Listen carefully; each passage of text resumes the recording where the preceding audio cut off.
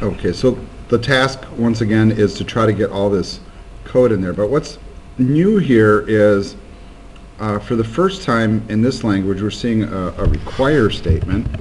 Now, if you think about maybe your work with PHP, if you've ever used PHP, or if you've ever used Java or C# where you do import statements or using statements, this is kind of a similar type of thing. It sits outside the class file. It just says that you're requiring a particular tool. The one thing that's kind of interesting here as well, which we were just mentioning, is that this piece, which they have at the top of the class file, does have a slight flaw to it. So I am going to correct it. And if you didn't read, the core shell carefully and see this little piece, and the funny thing is this is on page 113, but in the PDF it's actually page 116, and I don't know if I maybe missed it farther up, so I'm actually backtracking to take a look. Yeah, I don't know why it says 113. It should say 116, so I apologize for that. So we're back down here, but we do need to correct that particular statement. So I'm going to go back to the core shell and just grab this piece and paste it in for line number 6 here. Right, and once again, this is really all on one line. It's just there was a slight typo in there, which won't work. Now, if you guys don't recognize that blue text, that's what we call a regular expression. And regular expressions are kind of a formatting designation for input data. It's kind of a universal language that's used across many different programming languages. So you'll see it in JavaScript, you'll see it in Java, you'll see it in C#, you'll see it on web input elements, etc. And Ruby is no exception. It uses regular expressions as well. Really, all it's doing is it's making sure that your email input fits a particular format. And if you think about how emails are structured, you have your text before the @ sign. You have to have an @ sign, some text after the @ sign, a dot, and then a top-level domain. And all of those have certain parameters that they have to fit into. And that's what this little piece is giving us, is just making sure. They also have, notice, a length limit, so within 5 to 50 characters, and that should fit most things. So I would be careful with that a little bit. And of course, we are also putting in that email addresses need to be unique, so we're validating that somebody can't use that email address again as a separate user profile. Only one is allowed. Next thing that we're going to throw in is this validation piece. So I'm going to place that right here. And then this one does a few different things. So this one is, instead of focused on the user email address, this is focused on the password. So the password has to be within 4 to 20 characters. It validates that it's even present, and it just confirms the password that you already have. So this is a pretty important piece as well. This next section we already have placed in there. Then we have a few different things, and I'm going to try to grab these kind of collectively here if possible. So this is going to come in after this section. First thing that they put in is, notice that before save, they're going to run a little thing that's going to encrypt the password. So it's going to take the password from being plain text, it will run an algorithm upon it, and convert it into what we call like a password hash, which is, a string of characters that looks like nonsense, but really is a conversion to a predetermined hash formula that encrypts the password so that if somebody were to look at it in the database directly, they would not be able to read it as plain text. Now this piece, I will tell you, for some students that have done this, occasionally makes them trip up a little bit. So this might be one spot where you might have a few different issues. Now the part that actually does the encryption is the next little section. This is the part that I'm grabbing next. And then I want you to notice that one thing that's new here, once again with code, is the fact that we have code that fits under a protected designation. So if you're looking to compare it to other languages, the comparison would be like making something private in Java or C#. So it's not a publicly accessible set of methods. It is actually privatized, and because it's dealing with passwords, that makes a whole lot of sense. The actual encryption itself is happening by the one that I'm editing currently right now on the screen. So notice that line 38 says digest, and it has SHA1 hex digest string.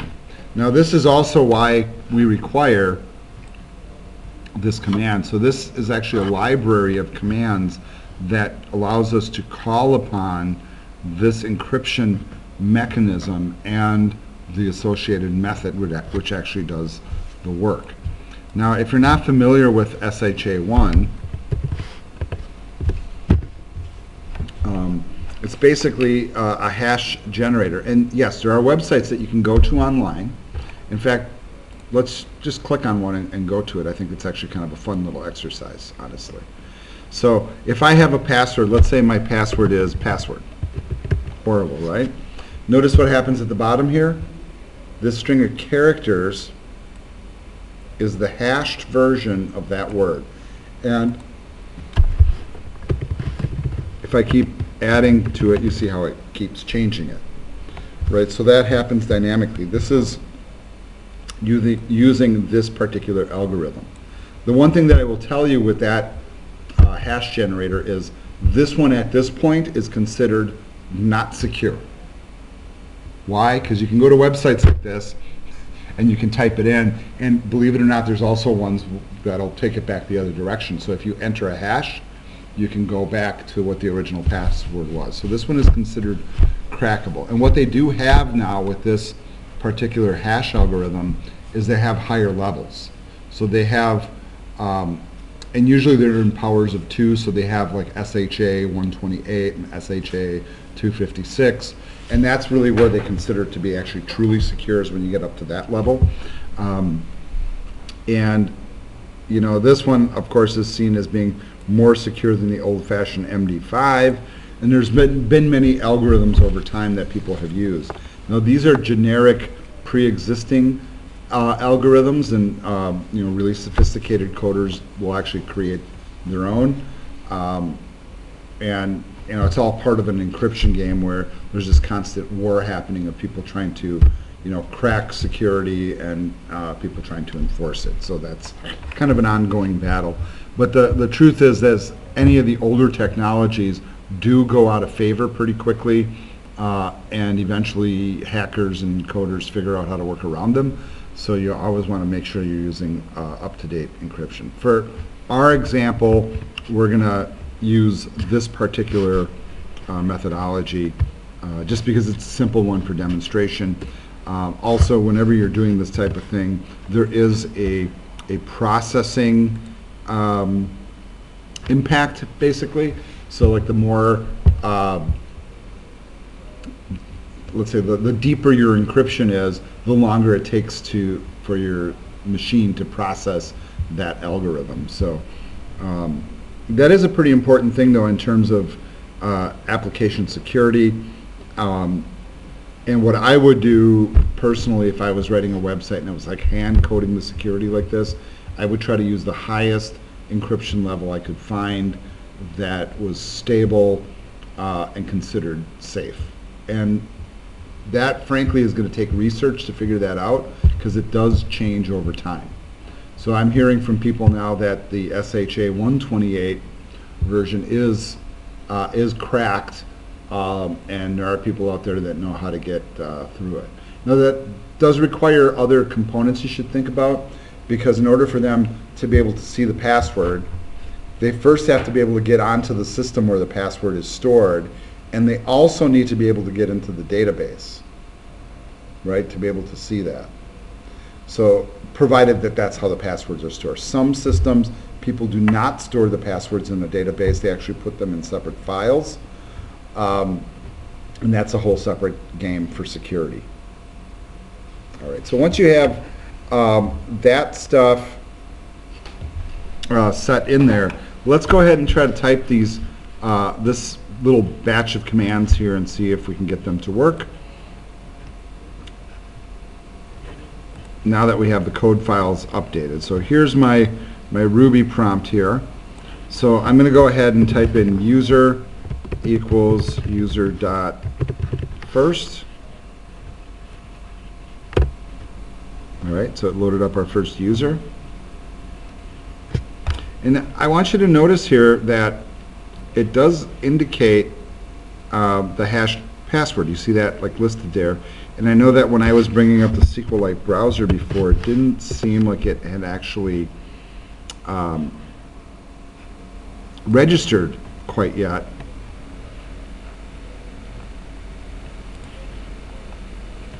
And I know that I've had students report to me in the past that when certain aspects are running active, that sometimes the databases don't update as quickly as we'd like them to. So now we do see that there is a hashed password column here. Now the old passwords, though, you see they're still in plain text, right? So the point of this next exercise is to actually change that. All right, so now that we have the first user loaded into memory, the next command is user.password equals secret. Now, that's what it already is, right? But when I press enter here,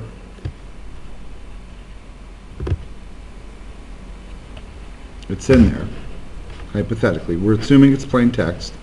And then we're being asked to do password confirmation. That's just a separate method.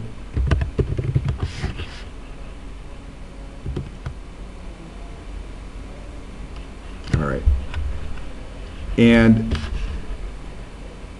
let's just double check our file now. So somewhere I might be missing a piece, or perhaps I did not save my work. So I'm looking for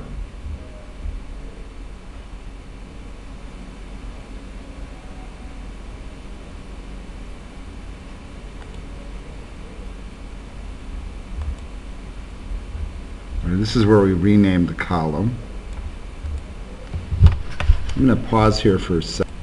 All right, so here's a little failsafe that I often do when I think that my models aren't behaving correctly.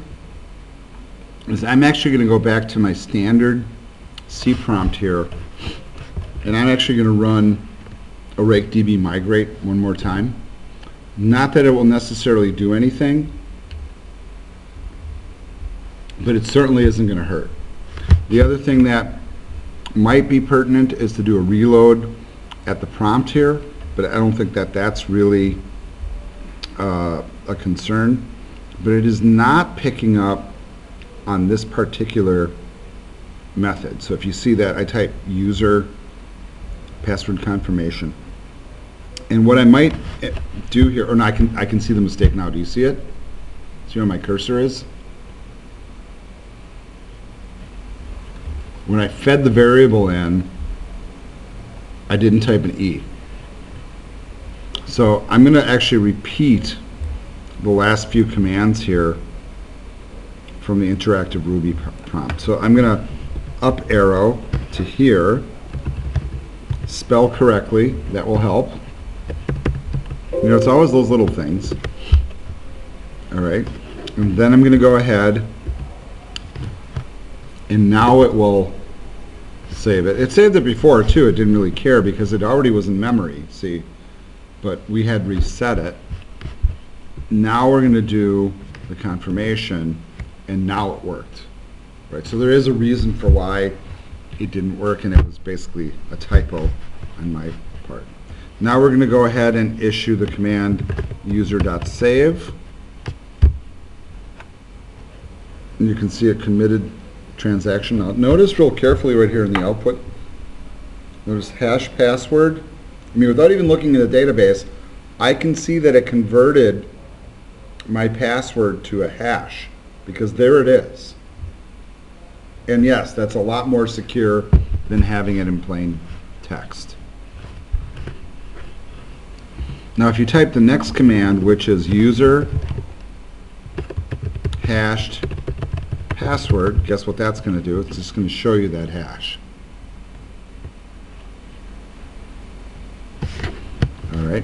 The other thing that we can do is we can try to do a forced authentication by doing this. And really this is a testing technique. This is not like something you would normally do from a prompt, but you're using this to make sure that you can log in with that plain text password. We're going to type in secret, which is the password, and if I press enter, it should be successful. How do I know it was successful?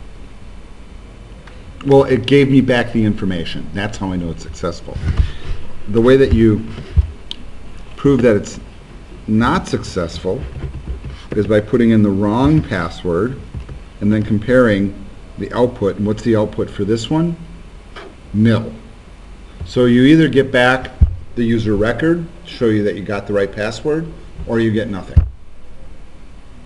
Now if you were coding around that, of course if you got a nil response, that's when you would throw an error message up on the screen in the browser. So the next thing that we're going to do is we're basically, folks, what we're doing is from the prompt, we're converting the existing users' passwords to hashes to make them more secure. So now we're going to take the second user, which is the last user. There's only two. Yep, and it's mary@example.com. And now we're going to try a different approach. We're going to say second underscore user, and then we're going to do an update underscore attributes. So just same, really we're doing the same thing, we're just using a different technique, and what the author is doing is just demonstrating the variety of techniques. Not that one is necessarily better than the other, it just is what it is. So Mary's password we're also going to set to secret, and then we're also going to do a password confirmation.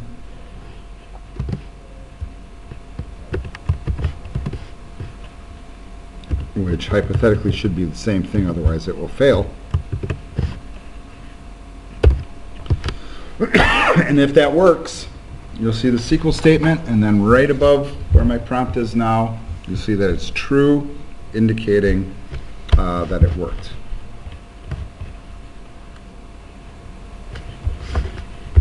Now if you want to try the user authentication technique again, which is this one here, we'll switch this to Mary and secret, right? In fact, let's try the wrong password first. So you see what we got, the nil, and now we can try the correct password, and then we get the record back, which shows you that it did indeed work.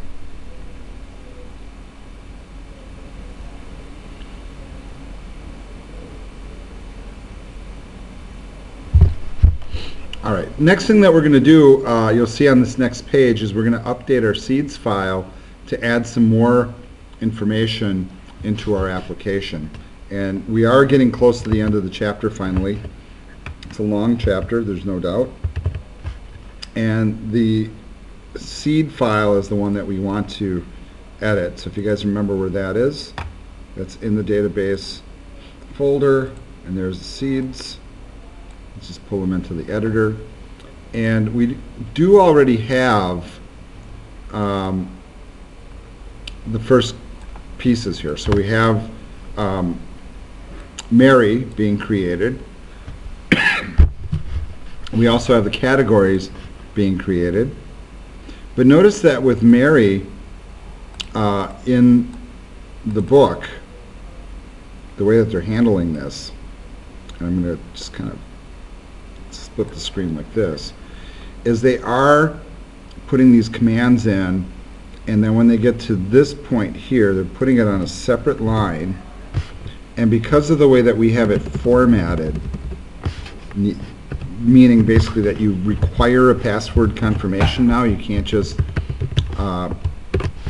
put in a password, you have to confirm it. You have to also add it here to the seeds file if you're forcing it to be something else. Just like that. The categories are what they are. You know, if you wanted to goof around with it and add a couple of categories, you could do that as well.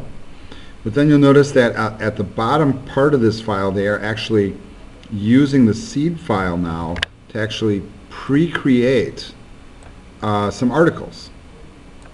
So we're going to seed our application with some articles. So I'm going to go ahead and just copy all this.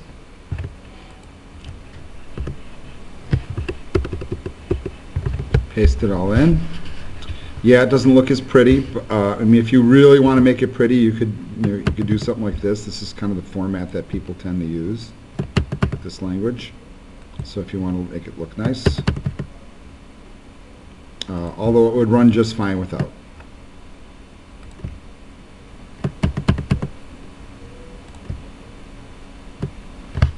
Okay, so 3 additional articles with some body text and a published at date.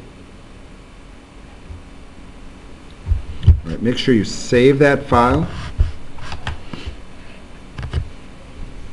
And the one thing that they do want us to check here, and you can follow with this, is to make sure that all your model files that they've got listed here are up to date. So let's start with the seed file. And granted, we didn't run the seeding yet, but we do want to go through and make sure that all the models are correct first. So the first one they're having us look at, and notice these are all in the app models folder. So we're going to go to app models, and then one by one look at the article, which I do have open already. Make sure that all your stuff corresponds. Got all our scopes in there. We got our definition, our published at. And then the other one that we definitely want to check is the category file, which is here. And you can see that this one seems to be okay as well. It has to and belongs to many articles, default scope lambda, order, categories, name. And then finally, let's look at the comment file, and let's make sure that one matches up as well. So we have a belongs to, we have a couple of validations, we have the article should be published method, and oh, I'm noticing that, okay, are you guys seeing that the after create piece is missing from this one? So here's my question, right? And I'm going to just put in a comment here because I think I've run into this before.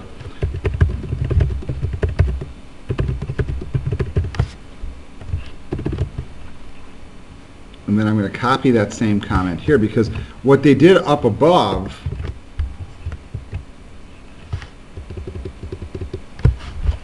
is they made this change, and now we come back down here and that change, these two methods are gone. Now the reality is that it doesn't really matter. The after creates a built-in method. So after you create something, what are you going to do? How are you going to put a message on the screen? In this case, it's going to trigger this email article thing. But I will tell you that if you see that this is causing problems, if you get any compiler error outputs as a result of this, what we're going to do is we're going to comment it out. So that, if I remember right, my memory serves me correctly, that I think as we go into chapter 7, that does happen. So I'm kind of being a little preemptive and warning you here. So I'm going to save this, knowing that if we need to fix it, we'll come back here and we'll just change this maybe to plain text for right now. All right, that should wrap the chapter. Now, despite the fact that we had the seeds file here, what didn't we do with it? We didn't run the seeds, right? Do you guys remember the command to do that?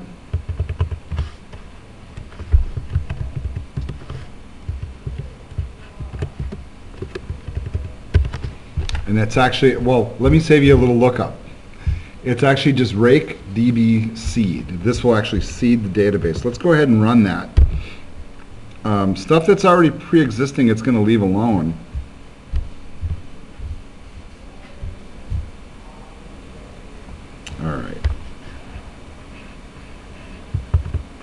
All right, so it's telling me that it's not quite saved.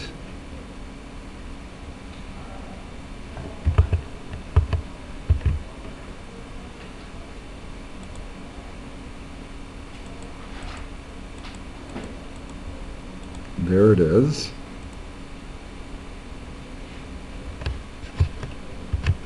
And I think I have a suspicion as to what's happening here. I'm going to actually go to my SQLite database tool here, and now I have actually a number of different pieces of content. And as I look at the article titles, I notice I have Advanced Active Record. I already have. You guys notice that? One-to-many associations I already have. Associations, however, is not one that I have. So I could actually get rid of these two, because the other ones exist, correct? So let's go ahead and try to run that migration now. And it's not a migration, it's a seed. And let's see what happens this time. All right. Once again, I got the same error message, and I'm trying to see here. It says you cannot call create unless the parent is saved. So what is it that I have that isn't saved here? And it's saying line 16.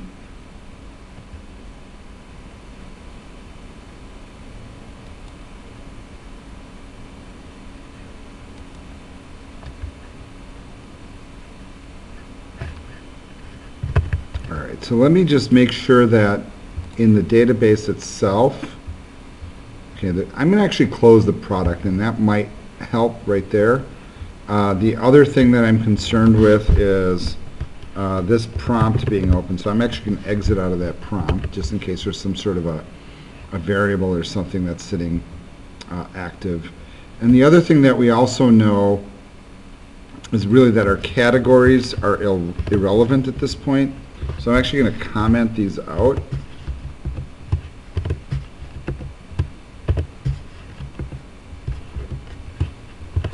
And then I'm also concerned that perhaps this user is conflicting as well, but we'll see. Let's save it again.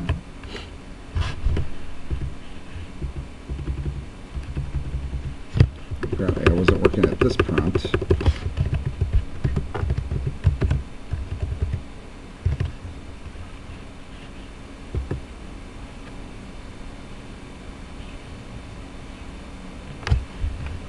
And it says rake aborted. All right, so I'm going to have to look up this mistake, you guys, or this thing.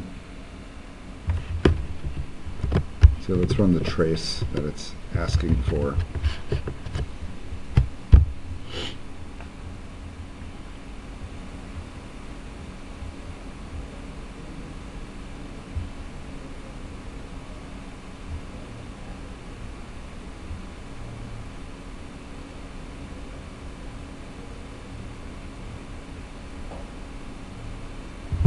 Okay, so here's what I'm going to try.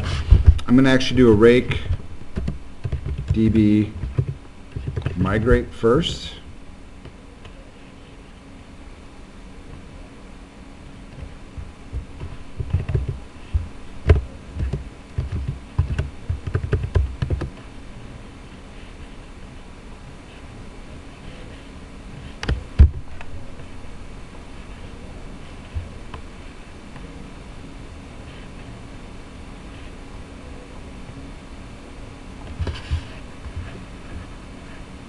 And I'm still trying to figure out why it's not loading. So here's what I'm going to do. I'm going to bring up that SQLite browser again.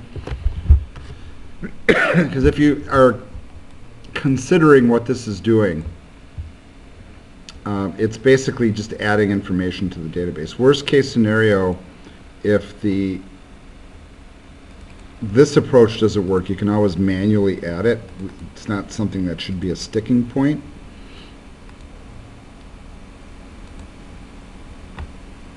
And that's going to the articles table.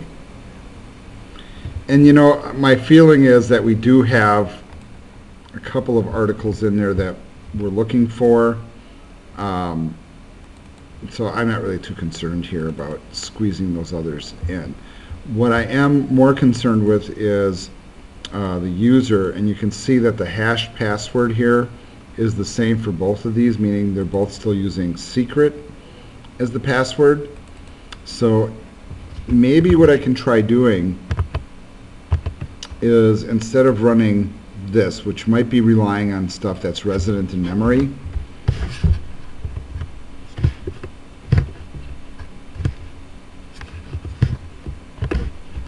instead I'm just going to get the user create to run. So I'm hoping that one will run, because it was getting down to line 16, meaning that this one is okay. So it's just like running a command from the prompt. So let's go ahead and just try that. And then we should just be able to do that. And I'm hoping this time that it worked. So you notice the difference there? Nothing came back, so that's really a good sign. Go back to the database, refresh, and it's still showing the same thing. Now, I'm going to tell you what, I'm not sure if I trust that it's giving me something fresh. So notice I'm like just switching modes here. Yeah, I'm not entirely confident that I'm seeing a fresh view. So here's what I'm going to do. I'm going to launch the product again.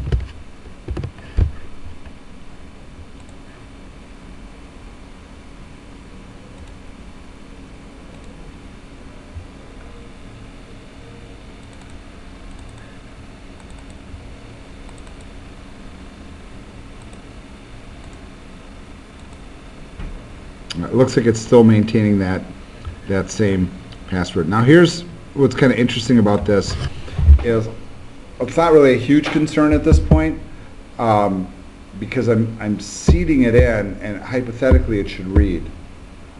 I'm concerned mostly that we could change it in the aftermath using the technique that we wanted. So we'll also hypothetically be able to change it on the front end as well once we get everything working.